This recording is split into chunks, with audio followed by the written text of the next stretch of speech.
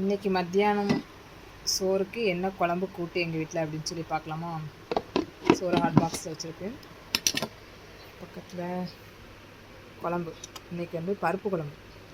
பொதுவாக வழக்கமாக தண்ணியாக இருக்கும். இன்றைக்கி கொஞ்சம் கட்டியாக வச்சா எப்படி இருக்குன்னு பார்க்கணும் அப்படின்னு சொல்லி ஒரு ஆசையில் வச்சுருக்கேன். ஆனால் அது சாப்பிட்டா எப்படி இருக்குன்னு தெரில.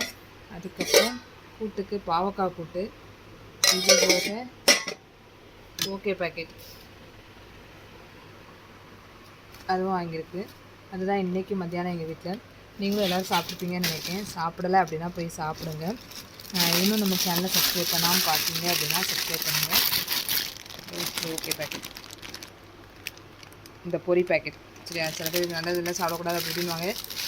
பொதுவாக அந்த இது வச்சு சாப்பிட்டா நல்லாயிருக்கும், கூட்டுக்கு வச்சு சாப்பிட்டா, அதனால் வாங்குறது சரியா. அதனால் உங்களுக்கும் பருப்பு குழம்பு அந்த மாதிரி பிடிக்கும், பாவக்காய் கூட்டு பிடிக்கும்னா லைக் பண்ணுங்கள்.